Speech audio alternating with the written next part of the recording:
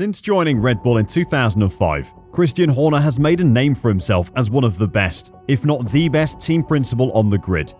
In his 18 years on the team, Red Bull have won 5 Constructors' Championships and 6 Drivers' Championships.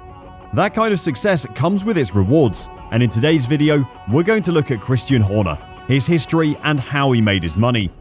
Stay till the end when we will reveal his incredible net worth. Born on the 16th of November 1973 in Leamington, Spa, Christian Horner comes from a family of car enthusiasts.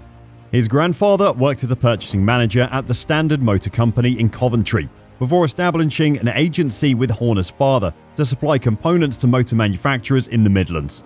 Being around cars his entire life, Horner developed a passion for them and a deep understanding of how they work. Through his zeal and enthusiasm, he was awarded a Formula Renault scholarship in 1991, enabling him to drive in the British Formula Renault in 1992. He competed with Manor Motorsport, finishing that season as a race winner and the highest placed rookie. He then moved up to British Formula 3 for 1993, finishing second in the Class B Championship for P1 Motorsport and winning 5 races. He raced in Formula 3 for 4 seasons through to 1996. In 1996, he also raced in British Formula 2. He would found his own team for the 1997 Formula 3000 season. Arden Motorsport International wasn't a success with Horner as a driver, and after 2 seasons in the series, he realised he'd be better off managing the team than driving for them. Ever since Christian Horner hung up his helmet in 1999, he has excelled. During his second year in management, his team won 3 races and finished second in the championship. He then led his Arden team to win the team championship in 2002, and then defending the title in 2003 and 2004, picking up the Drivers' Championship in those seasons as well. In 2004, Christian Horner demonstrated interest in joining F1 by entering into discussions with Eddie Jordan to buy the Jordan Grand Prix team. However, after these negotiations fell through, in November 2004, Red Bull purchased the Jaguar F1 team and appointed Horner to head the team in January 2005. This appointment made Horner the youngest team principal at the time.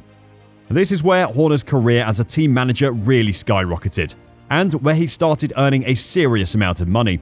He began his management career as a 25-year-old, and just 6 years later, he was managing a team in the biggest racing series in the world, Formula 1. His meteoric rise was well earned, but the step to Formula 1 is not an easy one to make. Horner owes a lot to Dietrich Mateschitz, the Austrian businessman and former owner of Red Bull, for giving him his big chance. Dietrich was an outstanding businessman during his time and clearly knew what he was doing when he appointed Horner to his new team. Despite being appointed just 8 weeks before the start of the season, the British boss was impressive from the get-go, and under his leadership, the team got off to an excellent start. Drivers David Coulthard and Christian Klein finished 4th and 7th in the opening race of the season and went on to score a total of 34 points, a vast improvement on the 10 points scored by Jaguar the previous year. Perhaps his best move in that opening year would come in November. Horner played a crucial role in recruiting Adrian Newey, who was announced as the team's technical officer. Newey was a veteran of Formula 1 design, and Christian offered him the position and the freedom to work how he wanted, something that would pay dividends within a few seasons. 2007 was when Newey's impact was really felt. Mark Webber arrived to partner with David Coulthard. They were an experienced driver pairing that under Horner's leadership improved the car over a number of seasons, preparing for the arrival of their first ever Drivers' Champion. Sebastian Vettel was appointed to replace Coulthard in 2009, and he and Webber combined for 6 race wins that season. In 5 seasons, Horner had taken a team that finished 7th in the Constructors' Championship to compete for championship titles. This wasn't a team backed by a huge manufacturer either, like McLaren or Ferrari.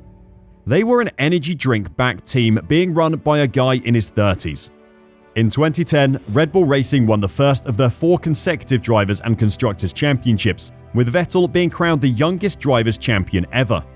In 2013, Horner led Red Bull Racing to win their 4th consecutive Drivers' and Constructors' Championships, with Vettel winning all of the 4 Drivers' Championships.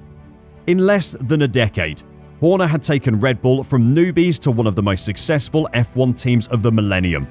The regulation changes in 2014 were not kind to Red Bull or their engine manufacturer, Renault. The team never did badly, finishing outside the top 3 just once in 2015. Mercedes absolutely nailed the technical changes in 2014, and with the huge war chest they had, Red Bull's chances of competing were never good. Nonetheless, Horner continued to develop the team and in 2021 finally reaped the fruits of his labour. Now, in 2022, having secured the Drivers' and Constructors' Championship in one of the most dominant seasons in recent F1 history, Horner has proved again why he is so highly regarded among F1 team managers. His incredible track record has made him the highest paid manager in Formula 1. Team principal salaries are generally not reported in the same way that driver salaries are, but Horner is estimated to take away $10 million a season, not including any bonuses, which would have undoubtedly been huge for the 2022 season specifically. This comes in just above Toto Wolff's $9.45 million salary, though having your own team means you do get to set your own salary.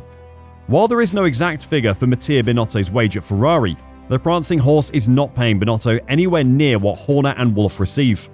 Most reports come in at well under $5 million per year for the Italian. Horner's unrivaled salary is proof of just how well he manages his team.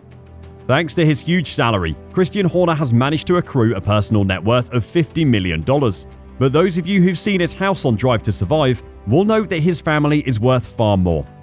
Unlike his rival Toto Wolff, Horner hasn't had a career in banking to inflate his net worth. Every cent has been made during his time in the racing world. So how does he afford that incredible house? Well, Horner's first wife was Beverly Allen, with whom he has a daughter Olivia, born in 2013. But the pair were later divorced and he remarried soon after to Ginger Spice Jerry Halliwell, who has taken on the Horner name. Horner got Halliwell an engagement ring believed to be worth £80,000. Together, they have a son, Montague, while Horner is stepfather to Jerry's daughter, Bluebell Madonna, from her previous relationship. Their Oxfordshire house has an indoor swimming pool, stables, and tractors on the sprawling property. They also have a host of animals which they tend to, including donkeys and chickens. They also own a mansion in Hertfordshire, splitting their time between the two properties when not travelling the world to different racetracks. The two together reportedly have a net worth of over $500 million. Their joint net worth makes them richer than her former bandmate Victoria Beckham and her world-famous footballing husband David Beckham. No matter what you may think of the Red Bull team, Christian Horner as a manager has grafted his way to the top of the sport. He didn't have to buy his way into the sport like the Strolls or Wolff. He worked his way through the junior categories, and through his great leadership and ability to make the tough decisions, he's earned his wage as the highest paid manager in Formula 1. What do you think of Christian Horner's path to Formula 1? Is he worth the money that Red Bull pays him?